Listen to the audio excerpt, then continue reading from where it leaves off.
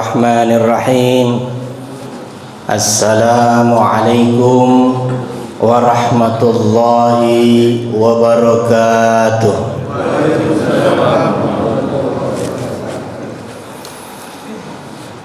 Alhamdulillah, alhamdulillahilladzi khalaqal mauta wal hayata liyabluwakum ayyukum ahsanu amala wa huwal azizul ghafur.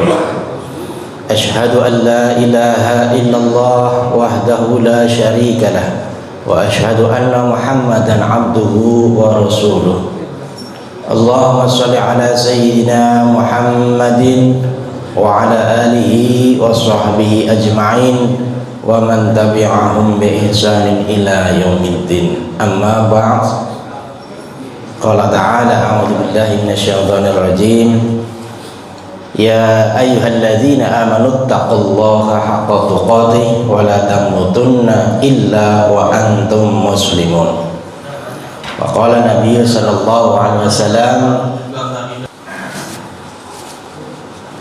idza matal insanu inqata'a amaluhu illa min salasin, shadaqatin jariyatin aw ilmin yuntafa'u bih aw waladin shalih yad'u lahu. Shadaqallahul aliyyul azim wa shadaqa Rasulullah habibul karim wa nahnu ala dzalika minasyahidin wasyakirin walhamdulillahi rabbil alamin. Yang saya hormati Ketua DKM Masjid Al-Ittihad Permata Pamulang dan seluruh jajarannya. Yang saya hormati Imam sholat subuh kita Bapak Kiai. Yang saya hormati Ketua DMI Kecamatan Setu, alhamdulillah hadir Pak Kiai. Yang saya hormati juga Ketua DMI Kelurahan Bakti Jaya, alhamdulillah. Salam ta'zim kami Pak Kiai. Para asatidzah, para amil pemulia jenazah, para guru, dan juga seluruh jamaah kaum muslimin muslimat rahimakumullah yang tidak saya sebut satu persatu, insyaallah kita semuanya mendapatkan kemuliaan dari Allah Subhanahu wa taala.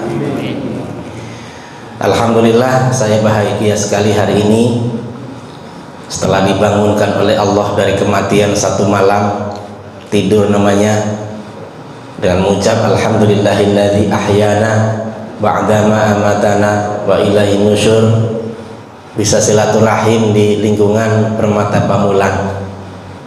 Mudah-mudahan kehadiran kami membawa manfaat. Salawat dan salam sama-sama kita sanjungkan kepada kita baginda Nabi besar Muhammad sallallahu alaihi wasallam. Mudah-mudahan kita semuanya kelak mendapatkan syafaatnya di yaumil qiyamah. Amin ya rabbal alamin. Terima kasih Bapak Wawan yang menjadi wasilah silaturahim pada pagi hari ini.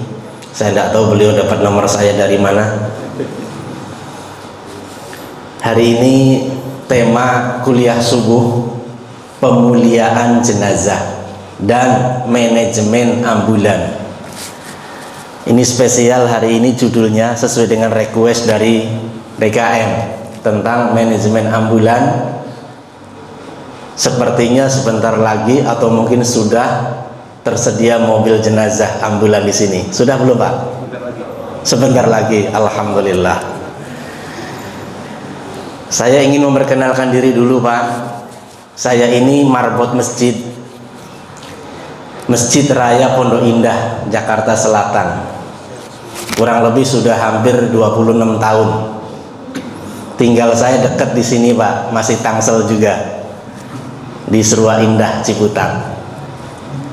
Sehari-hari saya ngantor di sana karena sebagai karyawan masjid, bukan DKM masjid, tapi fungsinya sama. Makanya saya sebut tadi secara umum marbot, sama saja. Beban yang diamanahkan ke saya ini salah satunya ngurusin orang mati Pak, pelayanan jenazah. Nah, brand pelayanan jenazah di Masjid Raya Pondok Indah itu namanya KPJ, Institut Manajemen Kematian, Komunitas Peduli Jenazah. Jadi alhamdulillah ini salah satu layanan kami di Masjid Raya Pondok Indah. Sehingga hari ini saya cukup sharing apa yang sudah menjadi pengalaman kami di sana. Mudah-mudahan bisa diambil manfaatnya untuk pelayanan jenazah di Masjid Al-Ittihad Permata Pamulang ini. Jadi ini masjid kami di dekat Mall Pondok Indah. Salah satu programnya adalah fardu kifayah dalam hal layanan pemuliaan jenazah muslim. Apa itu fardu kifayah Bapak Ibu?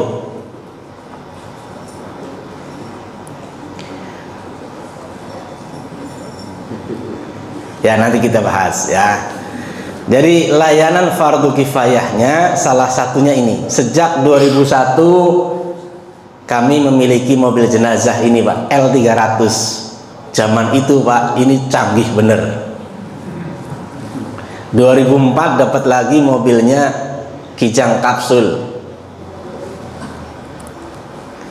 Di tahun 2014 dari pengalaman kami ngurus jenazah, ternyata kenapa sih ngurus jenazah orang pada minggir, nggak ada yang mau, bahkan amilnya sudah sepuh-sepuh semua, nunggu mati baru diganti, ngajak keluarga juga belum tentu mau nyebokin, hanya sekedar pegang gayung saja ogah. Maka kita coba sampaikan materi tentang spesial khusus tentang pemuliaan jenazah, yang selama ini konsepnya itu pelatihan. Judulnya pelatihan pemulasaran jenazah. Menurut saya itu sangat tidak menarik Pak, dengan judul pelatihan. Siapa yang mau ikut? Biasanya ya pengurus masjid. Ternyata setelah ikut pelatihan tetap saja takut. Tetangga meninggal kabur gitu kan. Jadi ini juga sangat tidak menarik juga konsep pelatihan kalau hanya sekedar memberikan transfer knowledge, pengetahuan, hanya teori praktek, tapi tidak membuka mindset. Maka pelatihan di Masjid Raya Pondok Indah itu dengan brand KPJ Institut Manajemen Kematian, maka pelatihannya itu bentuknya adalah kuliah umum manajemen kematian. Dan hari ini kami hadir, ini merupakan salah satu bagian upaya itu, mengubah mindset kita Pak. Karena selama ini ngurusin orang mati itu tadi. KPJ ini singkatan dari Komunitas Peduli Jenazah. Peduli. Jadi diharapkan nanti setelah mendengarkan kuliah ini Bapak Ibu, kita akan memiliki sebuah kepedulian yang lebih. Yang selama ini mungkin masih jadi penonton, yang selama ini cuma nangis doang gitu. Besok kalau sudah ikut dengar kajian kuliah ini, akan menjadi orang terdepan. Bahkan kita akan rebutan dalam hal urusan fardu kifayah ngurusin mayit ini Pak. Ini visi kami, membangun kesadaran akan pentingnya mengingat kematian dan kepedulian kita terhadap jenazah. Ingat mati dan peduli jenazah. Dua-duanya ini insya Allah akan mendekatkan diri kita kepada Allah Subhanahu Wa Taala. Misi menyelenggarakan kuliah umum atau kajian atau roadshow atau workshop atau pelatihan tentang pengurusan jenazah sesuai tuntunan syariat Islam. Yang kedua, menyelenggarakan pelayanan pemuliaan jenazah. Yang ketiga, menyediakan mobil jenazah dan mobil ambulan. Yang keempat, membuka pendaftaran membership rukun kematiannya. Ini kantornya Pak. Secara khusus alhamdulillah saya punya ruang khusus untuk menerima tamu-tamu calon mati.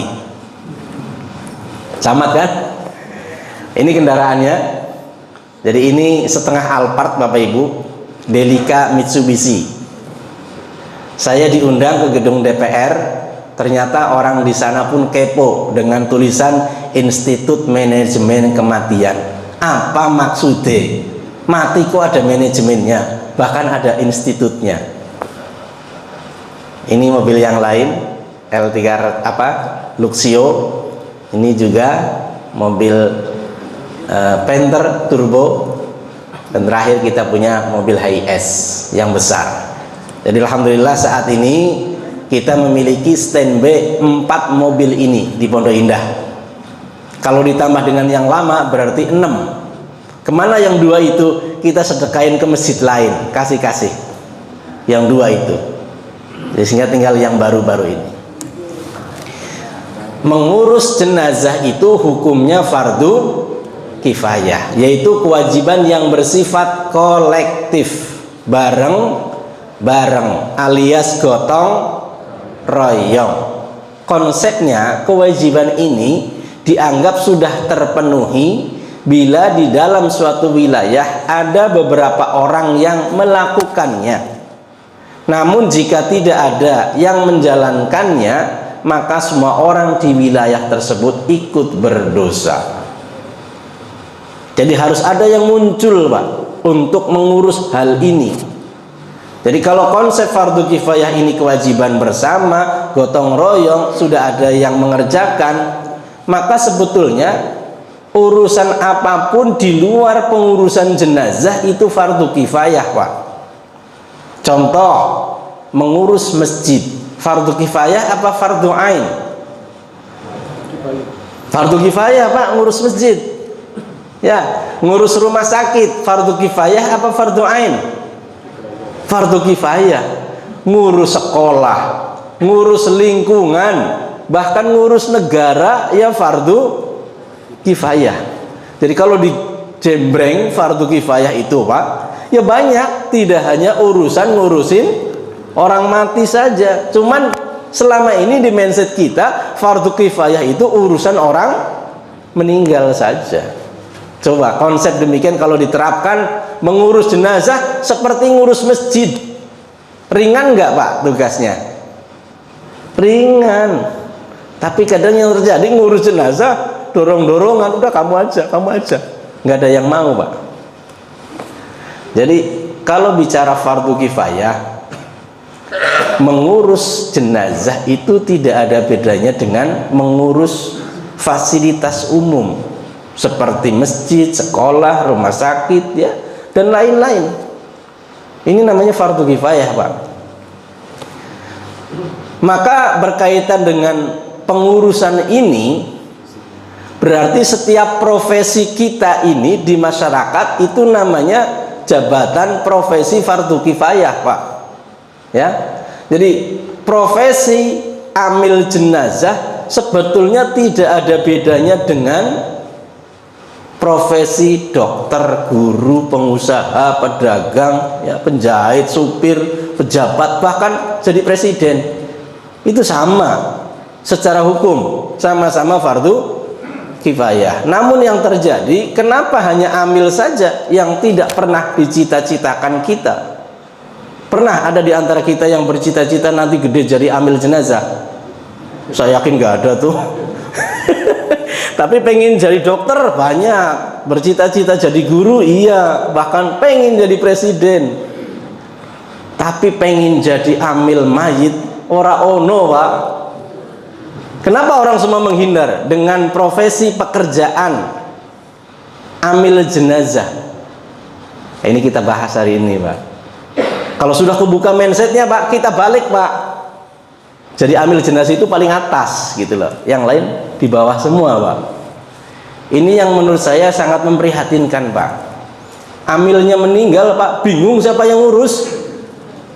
Ini kan kejadian. Akhirnya yang ditunjuk anaknya almarhum amil, udah kamu aja yang ngurus, ustadznya aja nggak berani ngurus. Nanti salah ceramah, oke, ngomongin mayit, ngomongin kematian, ini cara mandiin begini, caranya begini. Ternyata pas lagi praktek itu kiai, Pak, dokter bisa jadi, Pak, ketuker-tuker, ngeblank, Pak. Datang-datang langsung mandiin jenazah, belum disiapin kain kafannya. Begitu habis dimandiin selesai, akhirnya disiapin kain kafan, kemudian dibungkus. Ternyata pas bungkus talinya belum disiapin. Ini testimoni nyata, ya. Ada yang seperti itu. Anaknya disuruh mandiin. Waduh, gimana ya? Saya belum pernah belajar sama bapak saya. Dan bapaknya juga belum pernah menurunkan ilmunya, karena dua-duanya tak menginginkan. Bapaknya nggak mau anaknya kayak dia, anaknya juga nggak mau seperti bapaknya. Nggak menarik Pak jadi amil jenazah, sangat tidak menarik. Datang nggak dijemput, pulang nggak diantar Pak. Itu amil jenazah itu. Boro-boro pulang dikasih bingkisan Pak, air minum aja kadang nggak keluar. Itu amil jenazah loh. Beda dengan amil nikah Pak. Waduh, datang dijemput, pulang diantar, kasih bingkisan, kasih amplop, ya rebutan Pak. Bener gak Pak? Curhat nih Pak. Jadi selama ini mindset kita ini sebetulnya belum sempurna tentang fardu kifayah. Karena kesimpulan kita ternyata, oh sudah ada yang ngurus, maka gugur saya. Ini kesimpulan saya selama ini ya Pak ya, berkaitan dengan fardu kifayah, karena dianggapnya sudah ada yang mewakili, makanya saya nggak ikut terlibat. Silahkan orang lain. Ini mindset kita selama ini. Padahal kalau kita cuman berhenti sampai di sini pemahamannya, kita akan mengalami rugi besar yang luar biasa Pak. Dimana saat ibu kita, ayah kita, saudara kita meninggal, kita sebagai keluarganya tidak terlibat di dalamnya, rugi yang sangat besar dan akan mengalami penyesalan yang tidak akan bisa kembali lagi.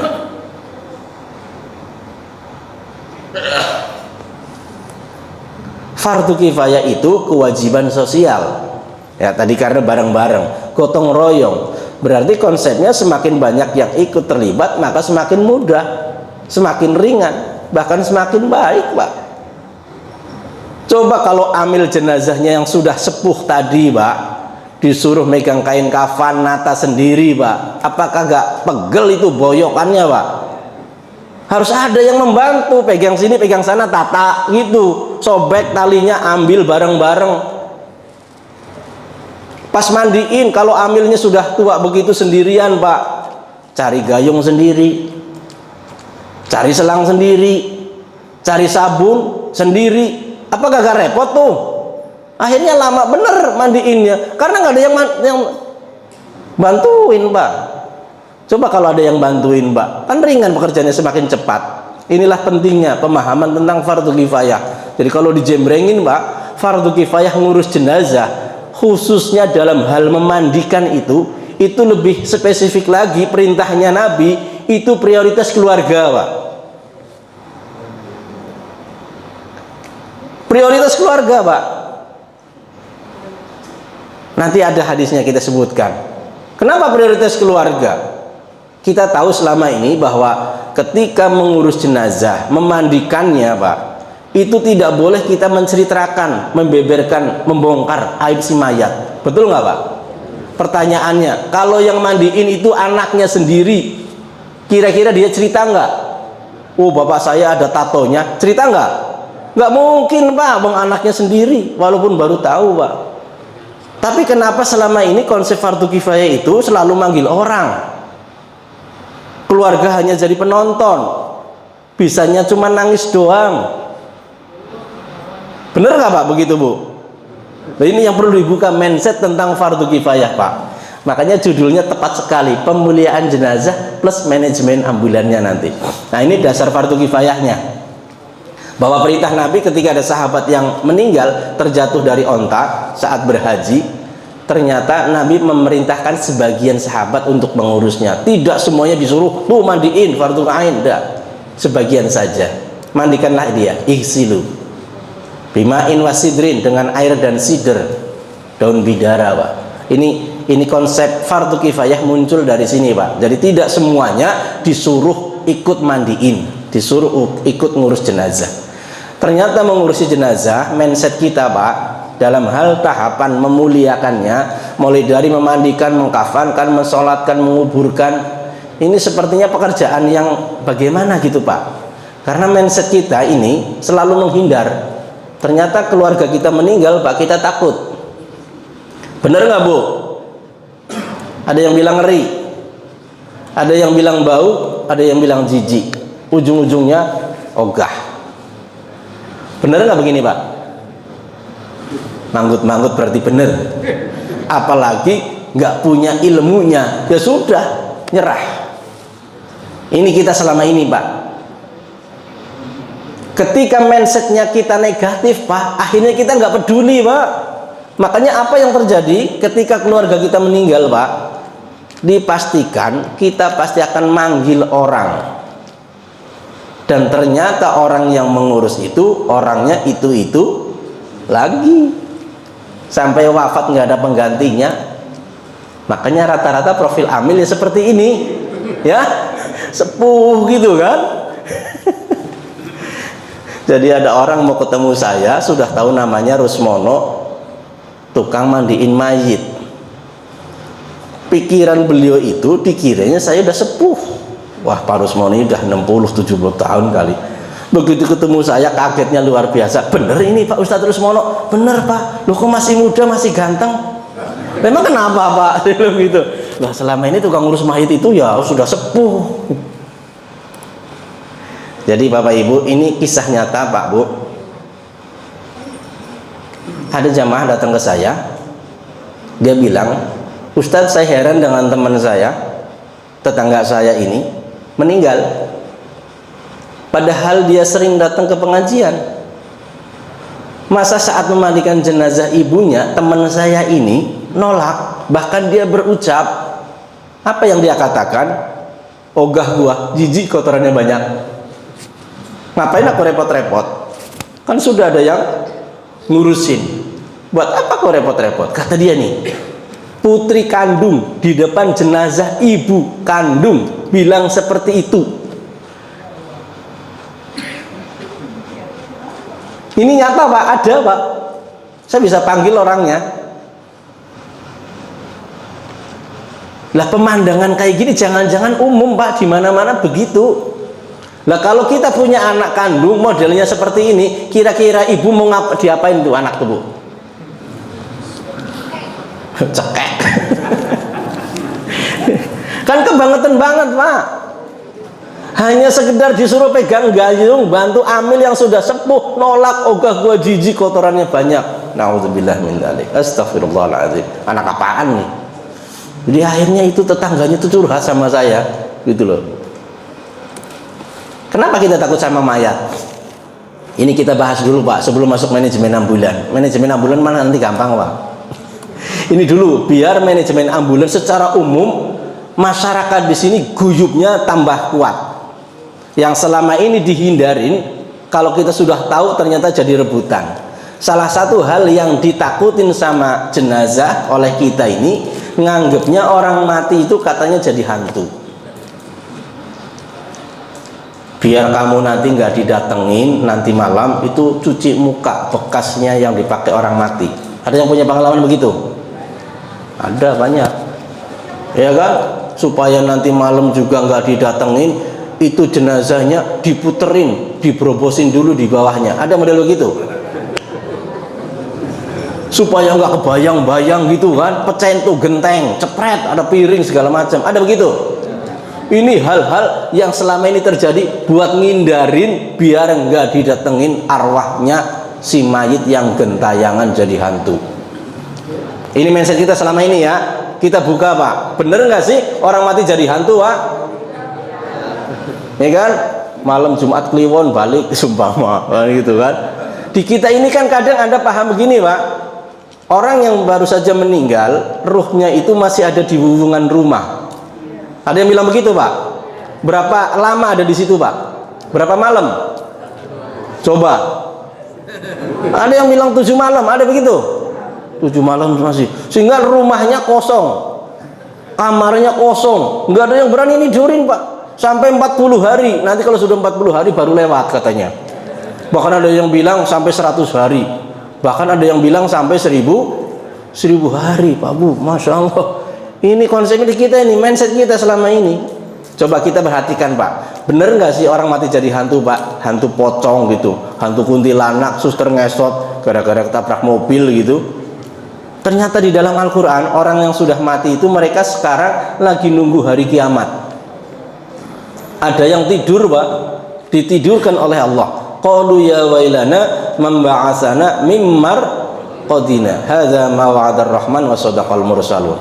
Ini keadaan kondisi pertama, surat Yasin 52. Mereka lagi pada tidur, nanti bangunnya pas hari kiamat. Yang kedua, lagi pada nyesel, penginnya balik lagi ke dunia.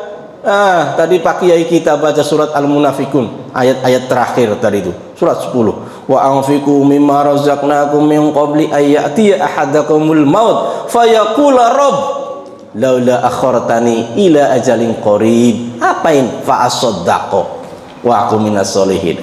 Pengen bangun lagi ke dunia, mohon sama Allah, ya Allah tunda sebentar saja, balikan aku ke dunia. Kalau dikasih kesempatan, saya ingin bersedekah. Itulah penyesalan yang paling viral. Manusia itu termasuk saya nanti pasti akan nyesel kalau sudah mati dan pengen balik lagi, pengen nambalin kekurangannya. Maka ada yang pengen sholat, ada yang pengen sedekah, ada yang pengen puasa, ada yang pengen berbuat baik. Tersenyum pun yang selama ini mungkin pelit, Pak, dia akan menjadi orang yang tersenyum terus, Pak, ketemu orang.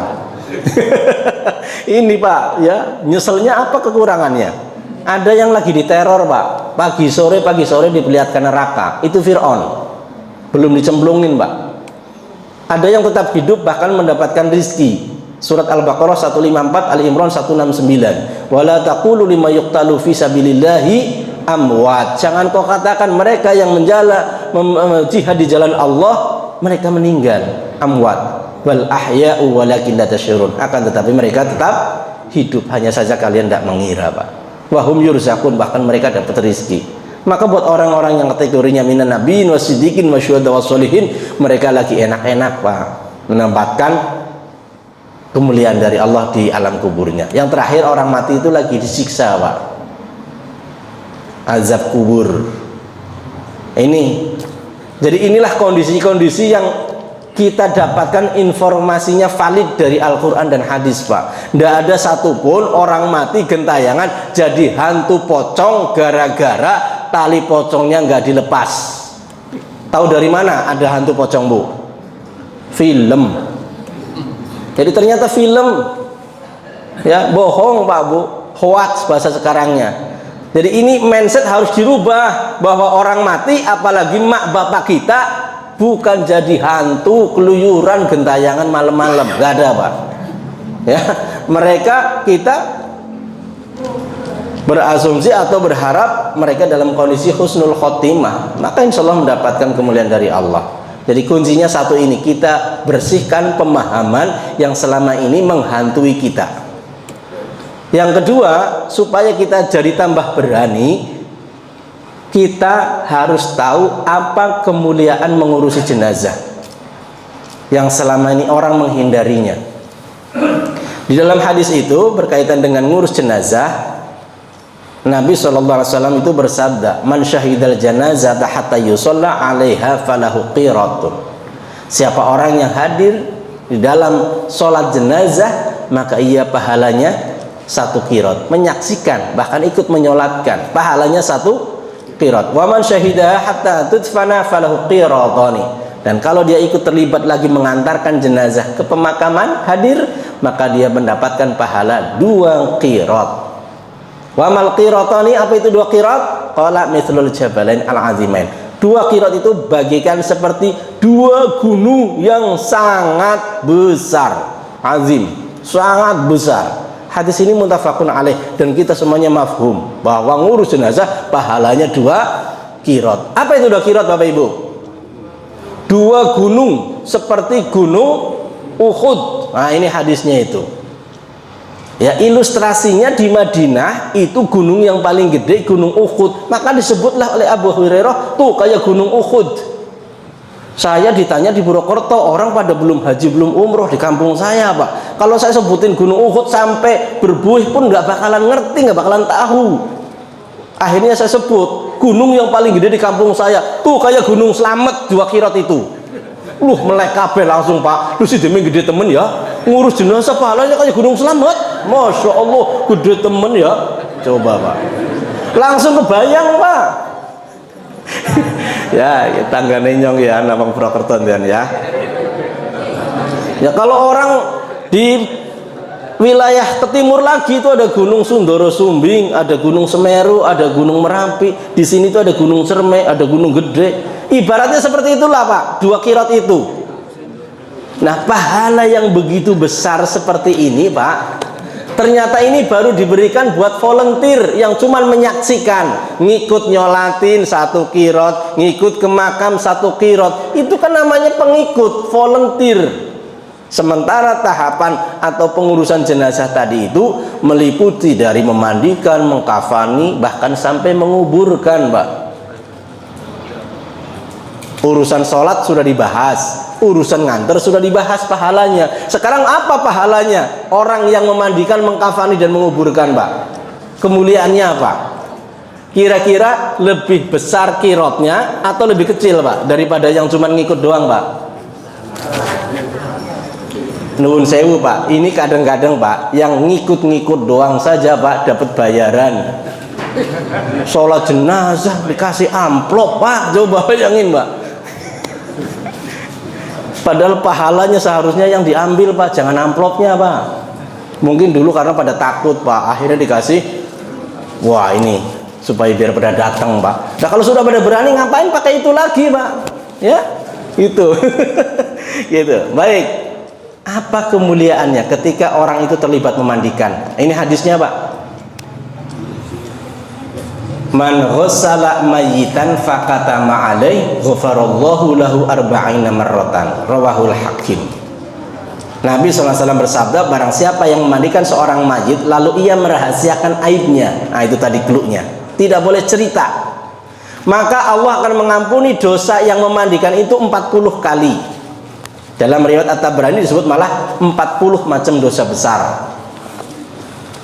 Yang mandiin jenazah Allah akan ampunkan dosa 40 macam dosa besarnya Pak. Keren nggak itu Pak? Waduh keren banget Pak. Kalau sholat jamaah ini dosa kecil Pak. Ya, as-salawatul khomsu, al-jum'atu ilal jum'ati, ramadhan ila ramadhan, kafaratul lima bainahuma. Itu dosa-dosa kecil. Dosa besar tidak diampuni Pak. Maka kita harus taubat sama Allah. Ternyata Nabi ada ngasih tips buat kita biar dosa-dosa besar kita kelar, selesai Pak. Ini mandiin jenazah. Barang siapa yang menggali kubur untuknya, tukang gali lubang, maka nanti Allah akan berikan pahala baginya seperti pahala orang yang memberikan tempat tinggal hingga hari kiamat. Bu, pahalanya Pak, keren nggak Pak? Dan barang siapa yang mengkafani mayat, Allah akan mengkafaninya, memberikan pakaian terbaik, min sundusin wa istarbaq, surga. Ya, Allah akan berikan nanti pakaian sutra tipis, sutra tebal, pakaiannya itu buat orang yang biasa bungkus mayit Pak. Ini ternyata kemuliaannya Pak lebih dahsyat daripada orang yang sekedar ngikut-ngikut saja Pak. Bahkan di hadis yang lain ini riwayat Ahmad dari Aisyah, man ghassala mayitan fa'adda fihil amanah, barang siapa yang memandikan mayit tunaikanlah amanahnya. Harus benar ngerjainnya Pak, jangan asal-asalan. Amanah, baik, jujur, dan walam yufsha alaihi ma yakunu minhu inda dzalik, tidak menceritakan, jangan dibeberkan apa yang terdapat dalam tubuh si mayit itu. Ini cluenya Pak, harus amanah, baik, jujur, dan jangan menceritakan. Kharaja min dzunubihi kayaumin waladathu ummuhu. Pahalanya lebih dahsyat lagi Pak. Allah akan membebaskan seluruh dosanya seperti hari ketika ia dilahirkan oleh ibunya. Pahala mandiin jenazah kalau benar lillahi ta'ala dan tidak menceritakan yang kita lihat, Allah akan gugurkan dosa kita bagaikan seperti bayi baru lahir. Dan hendaknya orang yang memandikan, mengurus jenazah khususnya adalah yang paling dekat, kerabat dekat, liyalihi akrobukum ingkana ya'lamu. Kalau dia mengerti, dia tahu, lebih bagus. Kalau nggak ada yang ngerti, nggak ada yang tahu, baru panggil. Di mana orang itu adalah orang yang dianggap memiliki sifat maro dan amanah. Ini hadis riwayat Ahmad. Maka kemuliaan yang sangat besar ini yang datang tidak mungkin terulang lagi Pak. Kalau kita nggak jadi ambil, seharusnya kita ambil peluang itu. Karena ketika keluarga yang memandikan, tidak mungkin dia akan menceritakan aib si mayit. Betul nggak Bapak Ibu? Itu konsepnya di dalam agama Pak. Tapi kenapa selama ini hanya orang lain selalu yang mengurus jenazah? Ya. Maka untuk ilmu seperti ini Pak, semakin banyak yang ngerti semakin bagus. Nah tinggal pelaksanaannya nanti fardu kifayah, siapa yang bisa gitu loh Pak. Untuk masalah ilmu ya wajib belajar ya.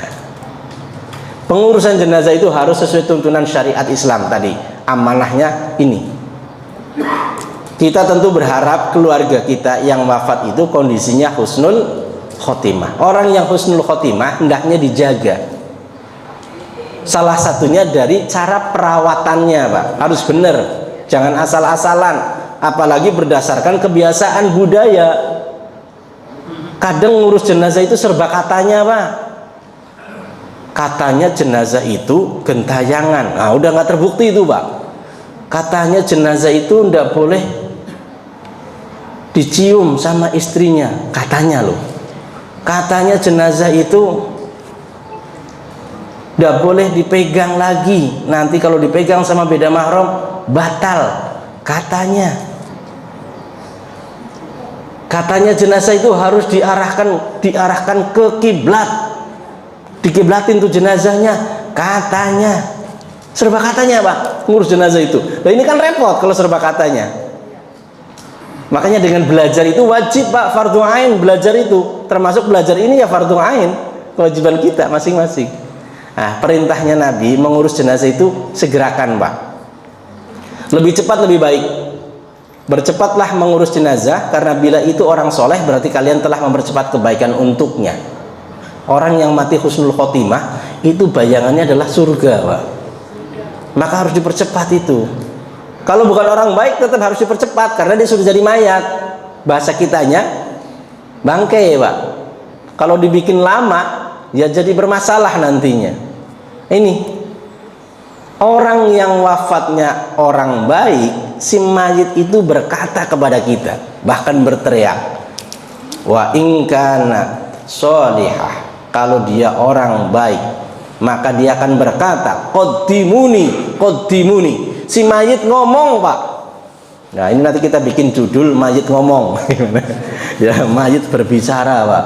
Si mayit tuh ngomong Pak Bu, kalau dia orang baik dia bilangnya segerakan aku, urusin, cepetin, mandiin, ngafanin, nyolatin, sampai makamin, buruan. Mak kita bilang begitu, buruan, cepetin. Sebaliknya ketika itu bukan orang baik, wa in kanat ghairus sholih, maka dia akan berkata, ya wailaha aina tadhhabuna biha. Si mayit ngomong, celaka ini, mau dibawa kemana? Bahasa kitanya si mayit itu teriaknya, ogah, jangan, entar dulu. Nah sekarang Pak, kita berharap keluarga kita yang wafat orang baik apa orang buruk? Husnul khotimah atau su'ul khotimah? Pasti yang baik-baik. Maka segerakan Pak, lebih cepat lebih baik. Ini yang terjadi di masyarakat, tar tunggu anaknya. Berapa jam ditunggu?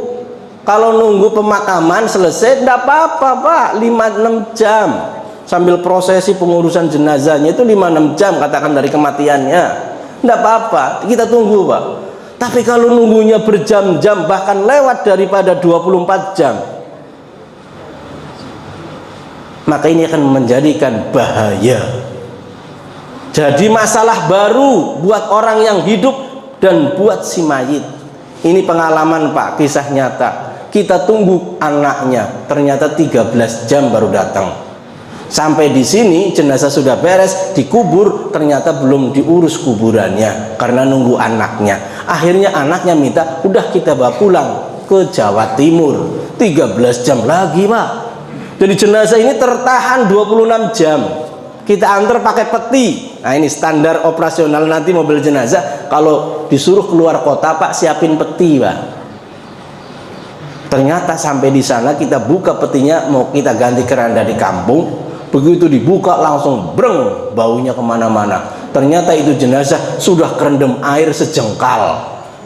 separuh badannya kerendam air Pak, dan airnya ya air yang keluar dari tubuh si mayit, sehingga baunya luar biasa Pak. Anak yang tadi bilang tungguin saya aja nggak berani megang, apalagi manggil amil kampung, ora wani. Lah akhirnya saya perintahkan, karena supir saya bingung, gimana ini Kang? Ya udah kamu itu sama peti-petinya kubur aja, saya yakin nggak ada yang berani megang. Kan bikin masalah baru Pak. Ini perintah Nabi berkaitan dengan ngurus jenazah. Meninggal di sini udah kubur aja di sinilah, gitulah. Gitu yang gampang. Kan di sini masih banyak makam ya. Nggak kayak di Jakarta bingung Pak, TPU penuh semua. Nah, ini riwayat ketika sahabat Nabi wafat yang namanya Tolha. Jangan sampai ditunggu, jangan sampai ditunda oleh keluarganya. Ya, kalau meninggal pagi jangan tunggu sore, kalau meninggal sore jangan tunggu pagi. Nah, itu batasnya Pak, 12 jam lah kira-kira. Lewat dari 12 jam itu sudah bermasalah nanti Pak. Nah, ini penting untuk diketahui dulu dalam ngurus jenazah. Nah, saat kematian itu datang Pak, ini penting, ini SOP teknis. Nanti kita bicara dengan tim pelaksana ya. Datangin puskesmas Pak, benar-benar dicek apakah orang ini sudah meninggal atau belum. Jangan minta cepet-cepet, surat kematian belum keluar, bahaya Pak. Lebih cepet banget ya juga bahaya, ya kan? Tahu-tahu belum meninggal Pak. Loh, kemarin saya ditelepon sama keluarga sudah nangis-nangis, Pak Ustadz tolong segera datang ke sini, ini keluarga kami sudah meninggal Pak Ustadz. Ya sudah, nanti kita kirim. Loh, malam-malam teleponnya, besok ngurusnya pagi, saya bilang begitu. Pagi-pagi telepon lagi, Pak Ustadz mohon maaf nggak jadi. Loh, kok nggak jadi, kenapa? Ternyata pingsan. Tuh Bapak, makanya perlu ini dicek dulu, pihak puskesmas, dokter datangkan.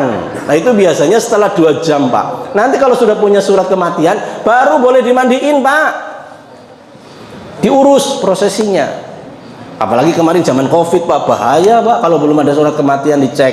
Tahu tuh COVID nggak ada yang berani mandiin jenazah gitu. Nah, ini hubungin masjid terdekat untuk ngurus jenazah, di sini kan punya. Nah, ini prosedur surat kematiannya. Nanti slide ini saya share Pak untuk kemudahan. Kita di Pondok Indah Pak dengan mobil yang 4 tadi Pak, saya berpikir selama ini ternyata masjid yang punya mobil jenazah walaupun cuma 1 Pak, itu kadang sebulan itu nggak keluar Pak. Nggak ada jenazah di lingkungan masjid itu dalam sebulan, berarti mobilnya nggak kepake selama sebulan. Bener nggak begitu Pak? Akhirnya mobilnya begitu dipanasin nggak bisa Pak, karena nggak pernah dijalanin tiap hari. Ini keprihatinan saya muncul di sini Pak. Nah, ini di Pondok Indah ada 4. Kalau modelnya hanya untuk wilayah Pondok Indah doang Pak, bisa jadi 4-4-nya mangkrak sebulan, karena nggak ada orang mau minta mati duluan Pak. Nggak ada yang daftar juga, Ustadz saya mau daftar meninggal nih tanggal sekian, nggak ada Pak. Semua orang menghindar Pak Kiai ya, termasuk Pak Kiai juga. Kalau ceramah ngomongin mati, silahkan Bapak Ibu duluan, saya belakangan, atau saya belakangan Bapak Ibu duluan. Lah itu ceramahnya Pak Kiai, itu surat Al-Jum'ah itu, ayat 9 itu ya. Nah, ini kita di Pondok Indah punya konsep bagaimana mobilnya ini jangan sampai nganggur. Maka kita keluarkan ini produknya, namanya rukun kematian, bentuknya kartu seperti ini. Kartu sedekah pemuliaan jenazah. Judulnya saja sudah sedekah. Maksudnya sedekah di mana? Nih Pak. Ini kartunya. Seperti ini. Dan ini merupakan program kepedulian kami dari Masjid Raya Pondok Indah, karena kami sudah punya mobil. Kalau sudah punya kartu ini, pakai mobilnya gratis. Siapa yang pakai, terserah yang mati duluan, bukan pemilik kartu. Yang daftar atas nama si A, yang meninggal B, pakai. Yang meninggal duluan C, pakai dulu. Itu kemudahannya Pak. Makanya judulnya kartu sedekah, bukan pemilik kartu yang di cover nunggu dia mati. Nah, ini fleksibilitasnya di situ Pak. Semua layanan kita sediakan, mulai dari memandikan, mengkafani, mensolati, dan mengantarkan ke kubur. Kalau ini diberikan semua, berarti plus peralatannya. Memandikan, berarti ada bak mandinya. Selama ini Pak, ternyata konsep manajemen mobil ambulan, di dalam mobil itu cuman ada keranda saja, sementara bak mandinya digeletakin di pinggir yang lain. Ketika ada orang meninggal, didorong-dorong. Begitu nggak konsepnya selama ini? Kalau modelnya seperti ini, itu mobil juga bakal mangkrak Pak, karena yang dilayanin hanya sekitar itu saja. Maka yang bagus, semua peralatan, baik bak mandi, bantalannya, tirai penutupnya, bahkan kerandanya, dan kain kafan satu set, berikut papan nisan, papan dinding ari, itu sudah berada di dalam satu mobil, satu paket, peng. Makanya begitu ada orang meninggal, walau bukan orang sini Pak, bisa dilayanin. Jamaahnya jamaah sini Pak, dia punya orang tua tinggalnya di Bintaro, bisa Pak dilayanin langsung ke sana karena peralatannya sudah full. Tapi kalau nggak ada alatnya begitu Pak, cuman mobilnya doang, keranda doang yang dipinjemin. Ya kalau di sana ada kain kafan dan lain-lain. Kan selama ini ngurus jenazah itu kalau nggak disiapin Pak, bingung.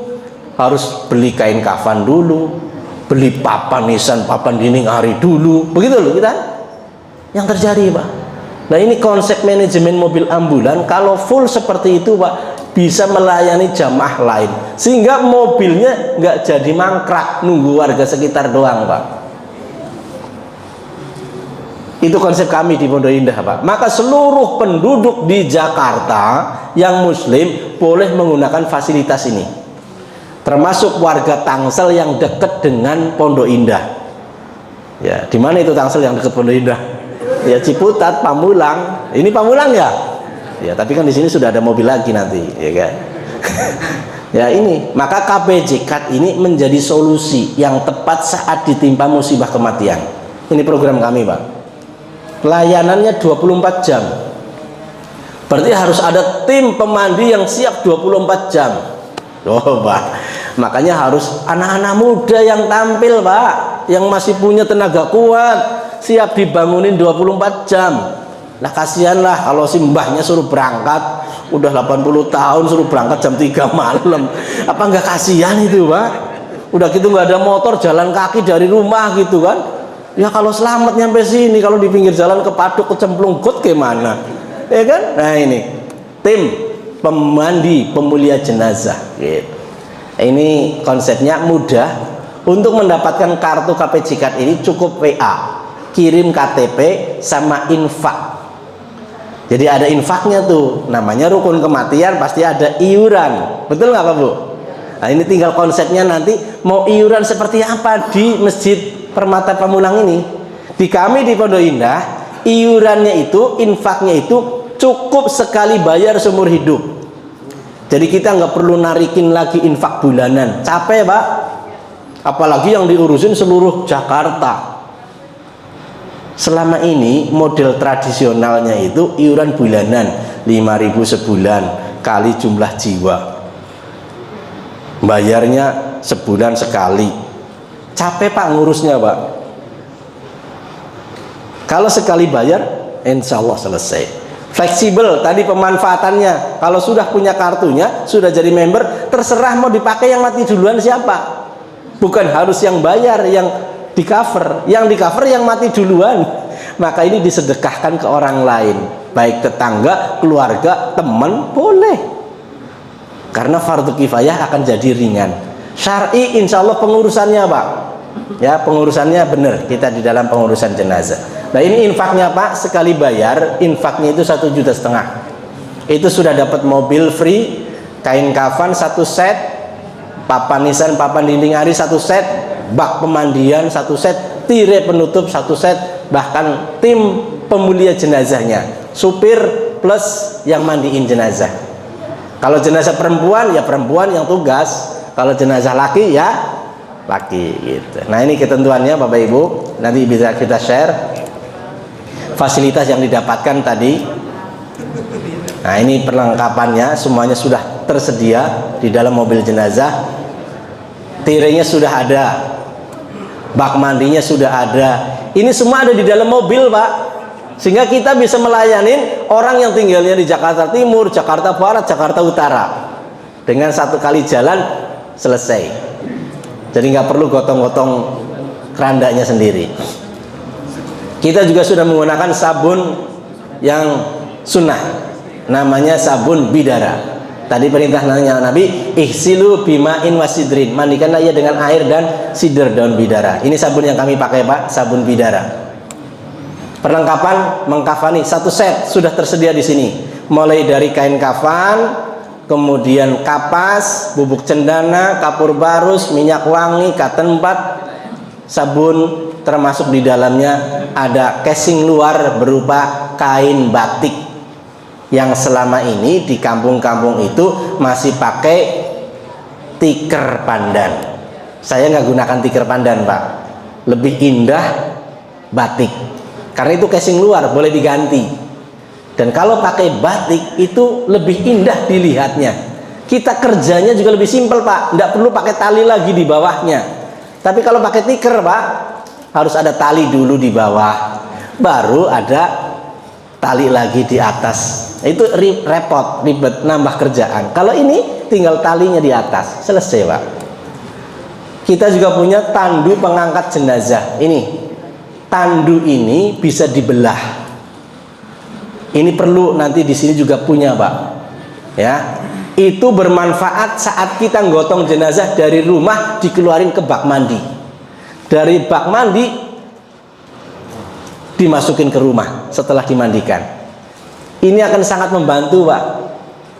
Selama ini itu kan kalau gotong ribet ya, dipeluk-peluk, apalagi kalau yang badannya gede itu, waduh repot banget itu gotongnya.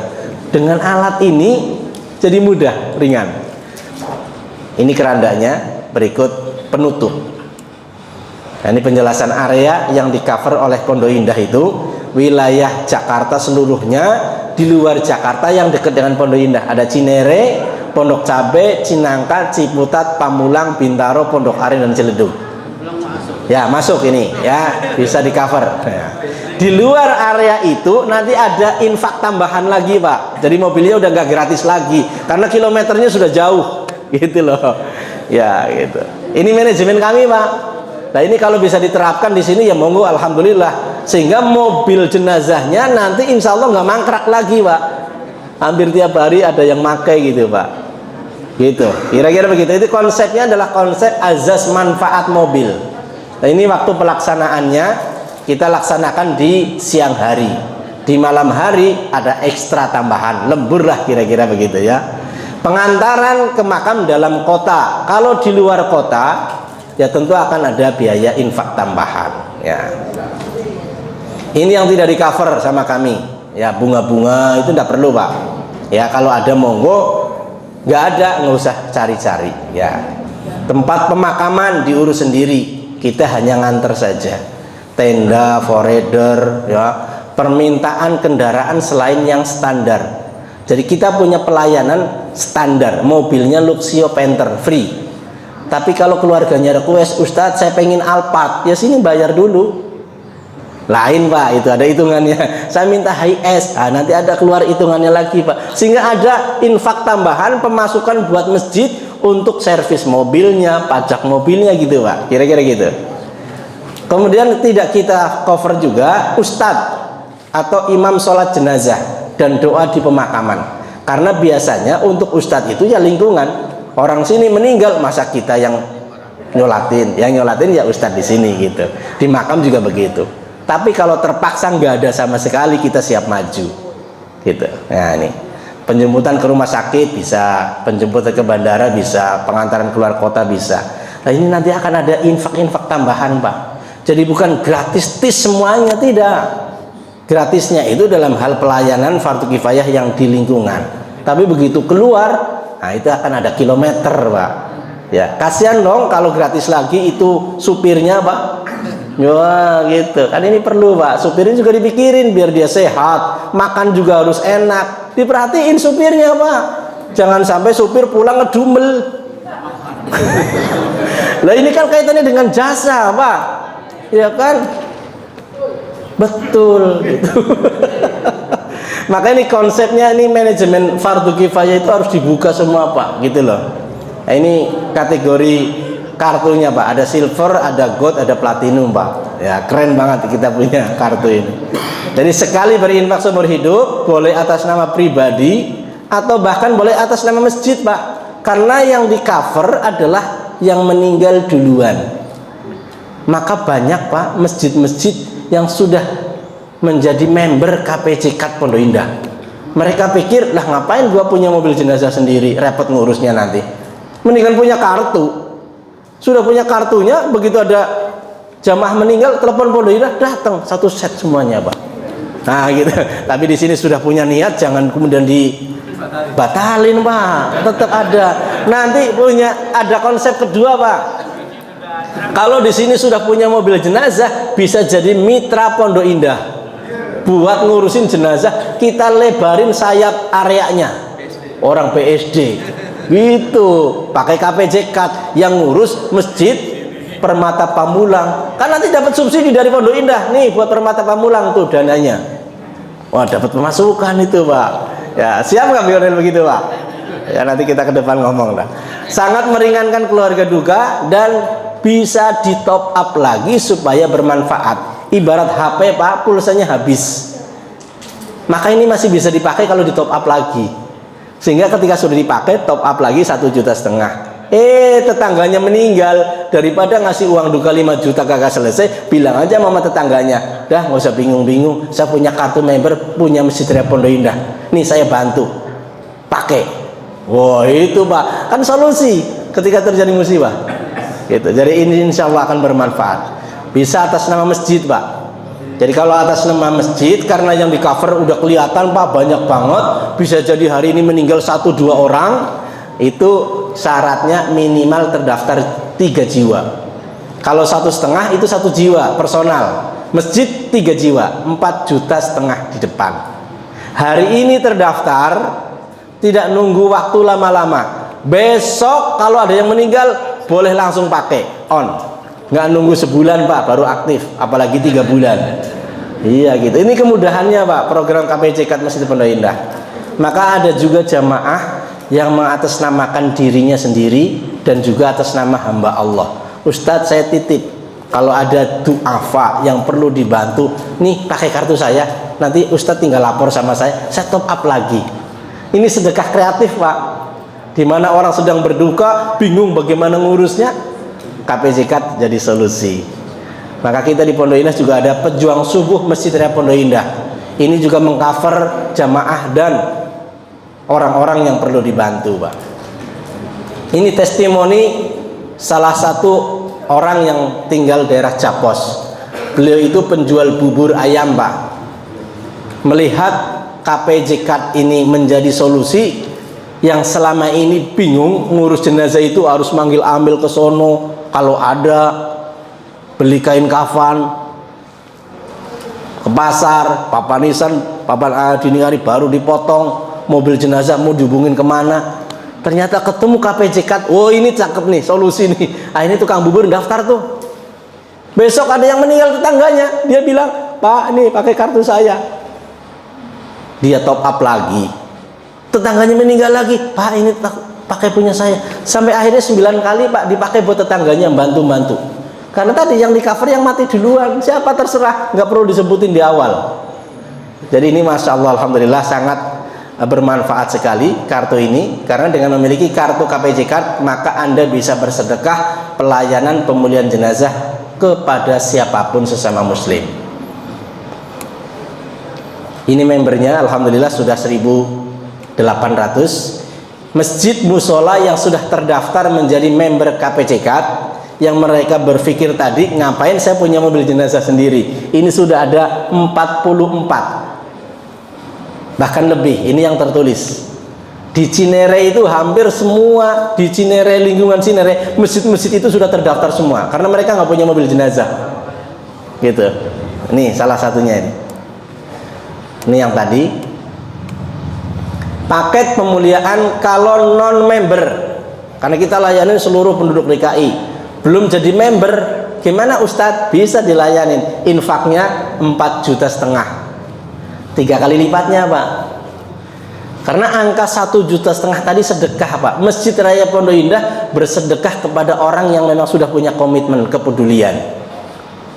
Bayar infak 1,5 juta. Operasionalnya yang keluar lebih daripada itu Pak.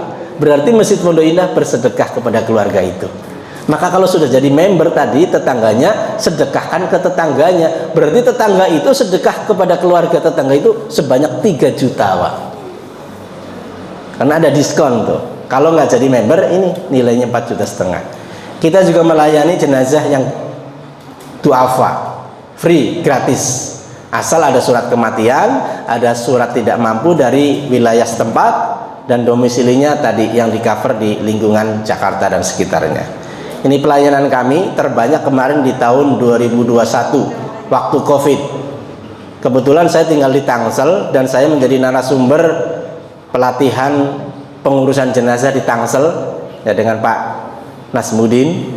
Nah itu kami juga dikumpulkan kemarin tim pemandi KPJ Institute untuk bergerak bersama-sama memuliakan jenazah ketika musim Covid Pak. Oh itu banjir Pak di musim Covid, Masya Allah. Ya ini dokumentasinya.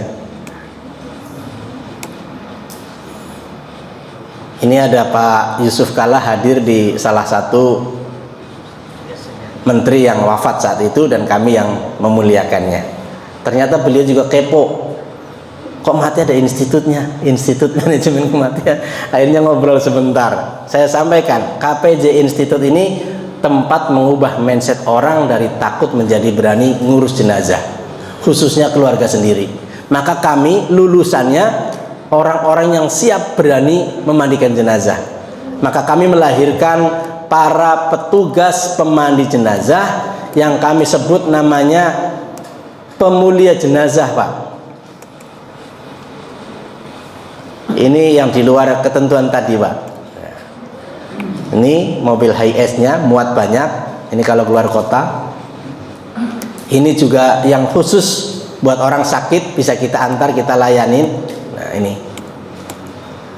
Nah ini kuliahnya Bapak Ibu di Pondok Indah kami, di Masjid Pondok Indah itu setiap bulan akhir hari Ahad pekan terakhir rutin sudah 79 kali angkatan. Free gratis Pak untuk ikut kuliahnya itu. Habis zuhur sampai jam 5. Mengubah mindset kita dari takut menjadi berani. Memuliakan jenazah keluarga sendiri. Nah, ini dokumentasinya untuk kuliahnya. Ya. Yang jadi model dikafanin ya peserta ini langsung. Ya, jadi bukan maniken, bukan patung Pak. Langsung peserta kita mandiin, kita kafanin dan siap. Dan materi kuliahnya ini ada manajemen sakit, manajemen sakaratul maut, manajemen pertolongan pertama pada jenazah P3J, baru manajemen pemuliaan jenazahnya dari memandikan sampai selesai penguburan. Nanti ada simulasi. Ini dilaksanakan selama durasi 4-5 jam Pak.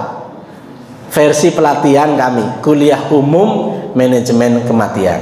Alhamdulillah sudah lebih dari 380 tempat mengadakan kuliah umum di Jabodetabek dan luar kota dengan alumni lebih dari 70.000 Pak.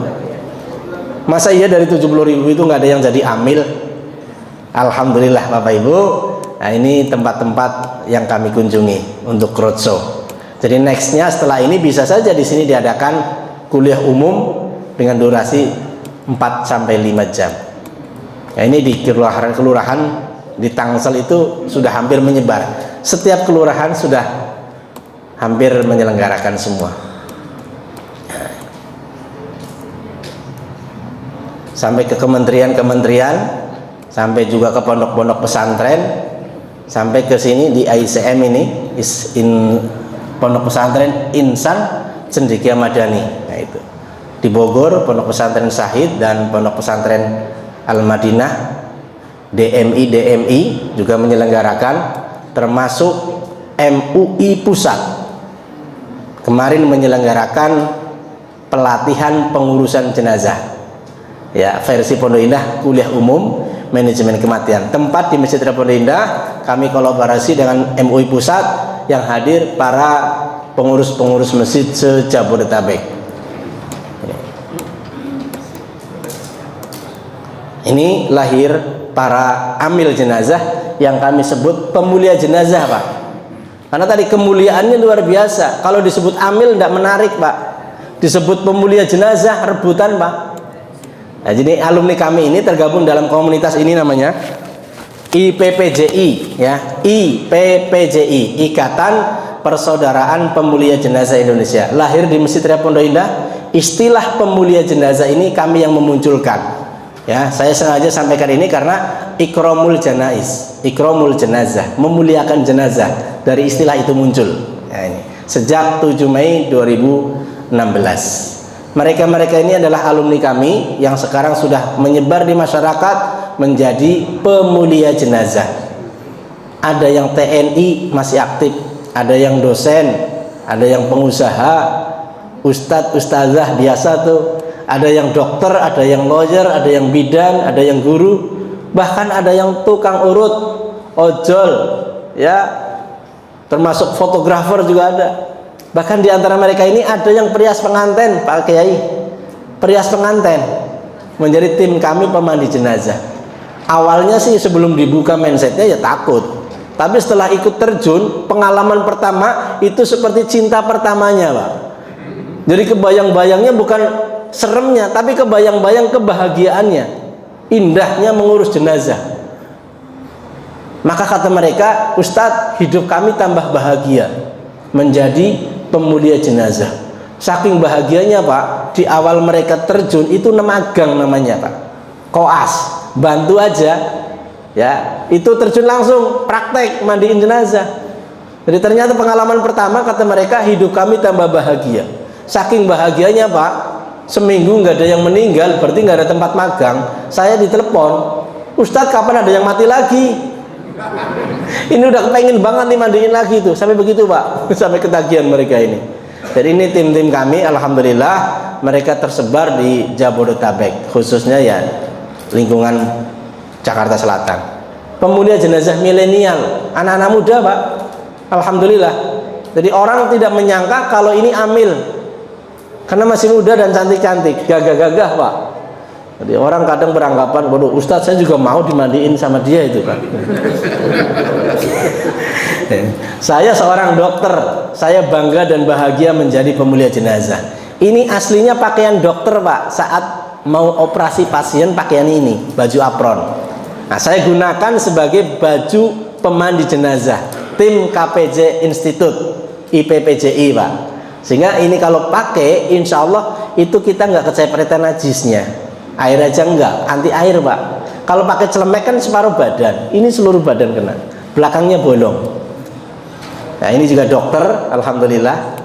Tim dari BSD ada, tim dari Meruya ada, Jakarta Barat, ini tim Cinere, ini tim Jakarta Selatan, ini tim dari Kedoya, Kebonjeruk, ya, insya Allah ini juga.